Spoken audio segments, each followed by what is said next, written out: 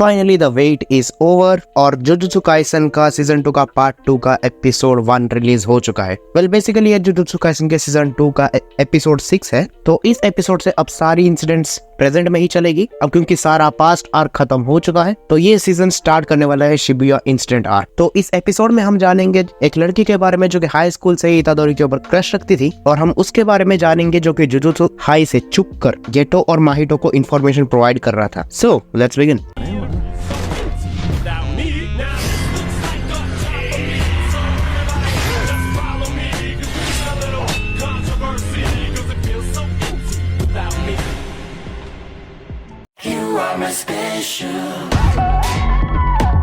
Episode की शुरुआत में हमें दिखाया जाता है इतादोरी, मेगुमी और कुगिसाकी जो कि बस ऐसे टहल रहे थे, जहां मेगुमी घर चला जाता है और नोबारा भी निकलना चाहती थी। लेकिन इतादोरी नोबारा को कहता है कि वो उसके साथ फिल्म चले, जिसमें कुगिसाकी पूछती कि कौन सी फिल्म चलनी है। इतादोरी कहता है द अर्थवॉर्म मैन 4। अब इसी बात पे नोबारा काफी ज्यादा गुस्सा हो जाती है, क्योंकि उसने उसके पहले के 3 पार्ट्स तो देखे ही नहीं है और वो उसे रैंडमली कैसे इनवाइट कर सकता है एक 4th पार्ट देखने के लिए। लेकिन इतादोरी नोबारा को लेके जाने के लिए इतना डेस्परेट था कि उसने तीनों पार्ट्स का एक रिकैप ही दे डाला उसके सामने, जो कि नोबारा को फिर भी इंटरेस्ट नहीं करता और वो अपने रास्ते निकल जाती है। यहाँ दूर से एक लड़की उन दोनों को देख रही थी जो कि ट्रैफिक सिग्नल के अपोजिट साइड में खड़ी थी, और यहीं पर सीन शिफ्ट होता है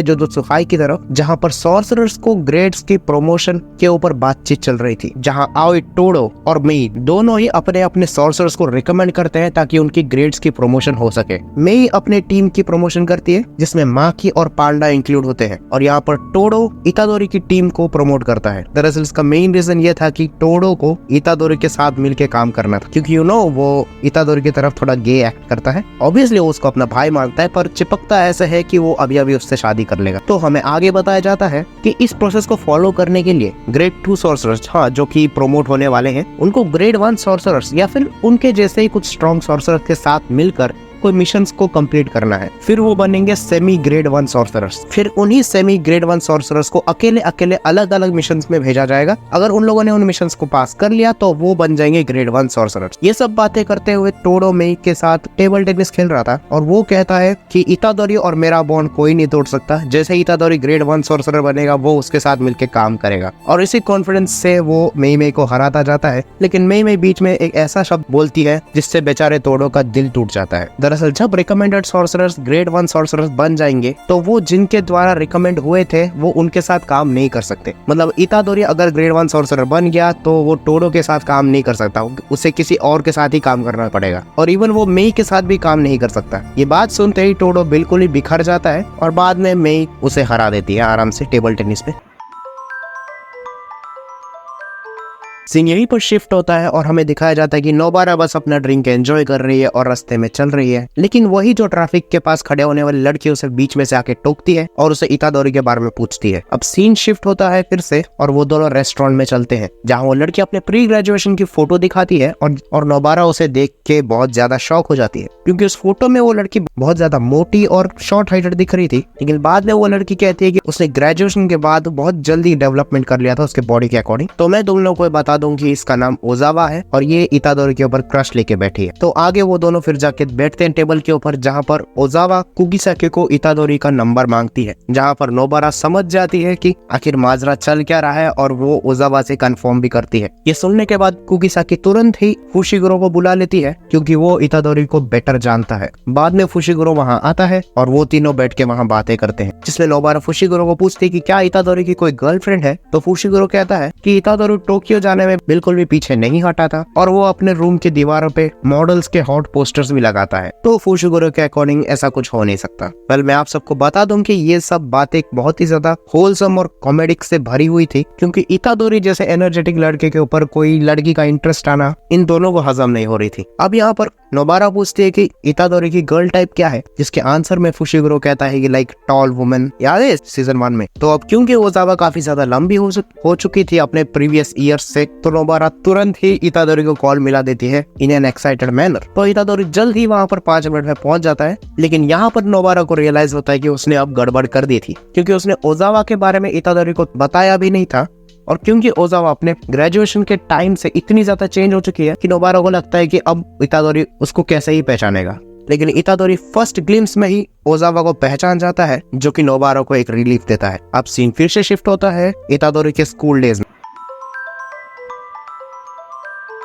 ओजावा उसके क्लास के तरफ से गुजर रही थी और वो सुनती है इतादोरी के फ्रेंड्स उसको पूछ रहे हैं कि वो कैसे लड़कियों को पसंद करता है, जिसके जवाब में इतादोरी कहता है कोई नहीं। बाद में उसके फ्रेंड्स उसे फोर्स करते हैं कि उसी के क्लास में से किसी लड़की को चुन ले, तो वो सरप्राइजिंगली ओजावा को चुनता है। इसी बात से उसके फ्रेंड्स भी सरप्राइज होते हैं, क्योंकि इतादोरी दिखने में अच्छा था और काफी ज्यादा स्ट्रॉन्ग भी था, तो वो कहते हैं कि वो ओजावा जैसे भद्दी लड़की को क्यों चुनेगा। जिसके जवाब में इतादोरी कहता है कि उसकी हैंडराइटिंग काफी ज्यादा अच्छी है, उसके मैनर्स भी अच्छे हैं, तो वो ऐसे ही लड़कियों को पसंद करता है। लेकिन उसके फ्रेंड्स फिर से बोलते हैं कि उसे अपनी चॉइस बदलनी चाहिए और वो ओजावा को फिर से भद्दा बोलते हैं। ये सुनने के बाद ओजावा वहाँ से निकल जाती है और वो स्कूल के शू स्टैंड के पास ये डिसाइड करती है कि उसने मोटा होना चूज नहीं किया था, वो जन्म से ही मोटी थी, और वो वहीं पर डिसाइड करती है कि वो उन लड़कों को बिल्कुल भी नहीं चाहेगी जो उसका मजाक उड़ाएंगे। वो सिर्फ उसी लड़के को पसंद करेगी जो कि उसे इज्जत करे, जस्ट लाइक इतादोरी। अब यहाँ पर सीन प्रेजेंट में आता है और हमें दिखाया जाता है कि ओजावा और इतादोरी मिलकर स्टेशन की तरफ जा रहे हैं, जहाँ पर इतादोरी उसे स्टेशन के पास ड्रॉप कर देता है।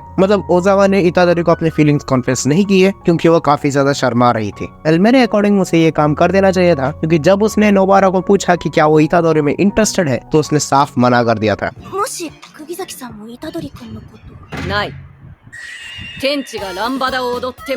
तो ये काइंड ऑफ मुझे डिसअपॉइंट करती है, लेकिन एट द सेम टाइम ये मुझे एक सच्चाई भी बताती है कि जिंदगी में सारी चीजें तुम्हारे अकॉर्डिंग काम नहीं करेगी। फिर क्या, ओजावा अपने रास्ते चल देती है और इतादोरी फुशिगुरो और नोबारा के साथ ज्वाइन करता है, जहाँ जस्ट लाइक मी उन दोनों को भी ये बात अच्छी नहीं लग रही थी कि ओजावा ने अपने फीलिंग्स को कॉन्फेस नहीं किया। तो उसके बाद वो तीनों बात करते हुए अपने घर चले जाते हैं और अब सीन शिफ्ट होता है।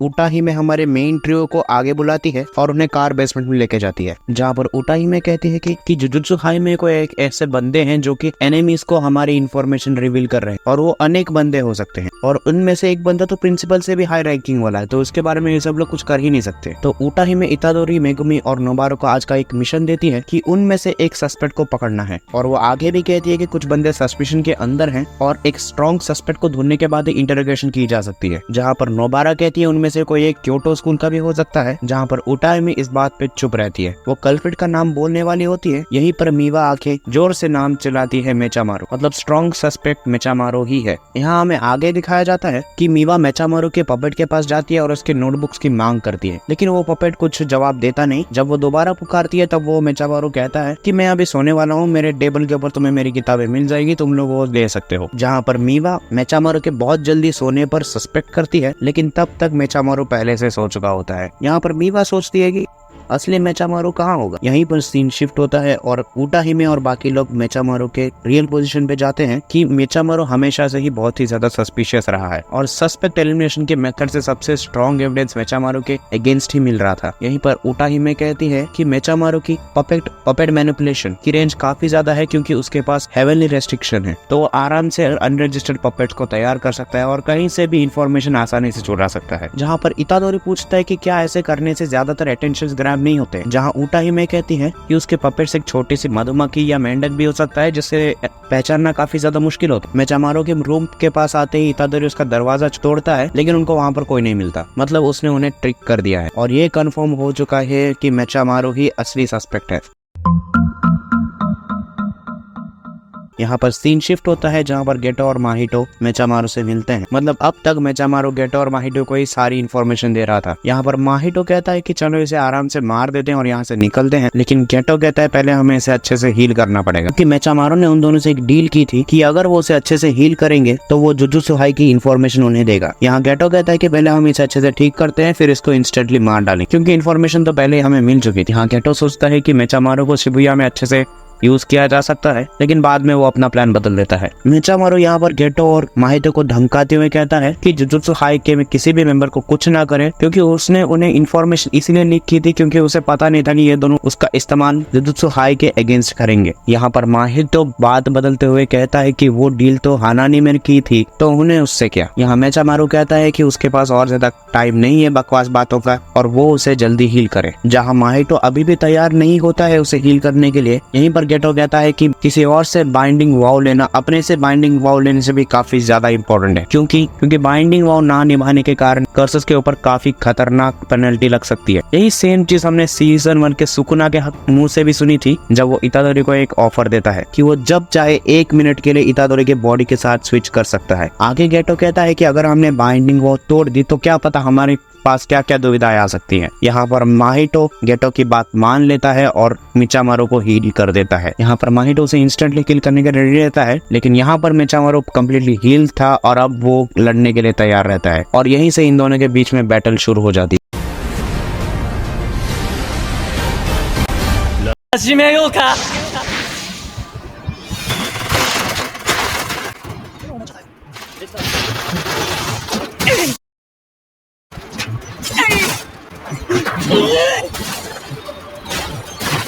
あ、逃げた。だよね。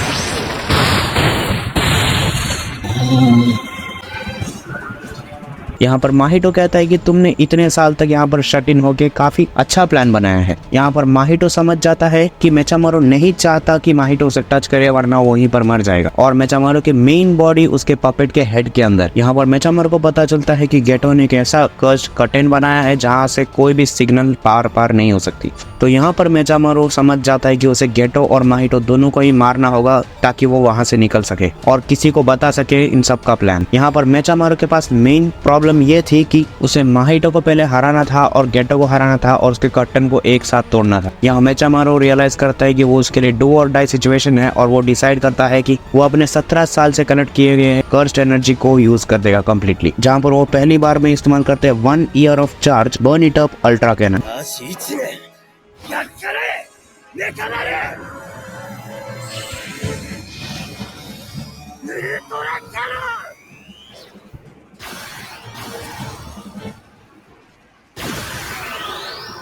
तो इसी अटैक के साथ एपिसोड यहीं पर खत्म हो जाता है। तो तुम्हें क्या लगता है, क्या मिचामारो का भी अपने दोस्तों के साथ मिल पाएगा या वो गोजो को थोड़ी सी भी इंफॉर्मेशन दे पाएगा? ये सब जानने के लिए तुम्हें नेक्स्ट थर्सडे तक का इंतजार करना पड़ेगा। बाकी ये एपिसोड तुम्हें कैसा लगा तुम लोग कमेंट बॉक्स में लिख सकते हो। वैसे कोई लिखता नहीं है पर मैं ऐसे ही बोल देता हूँ। तो मैं मिलता हूँ तुम लोगों को किसी और वीडियो में, तब तक के लिए गुड बाय।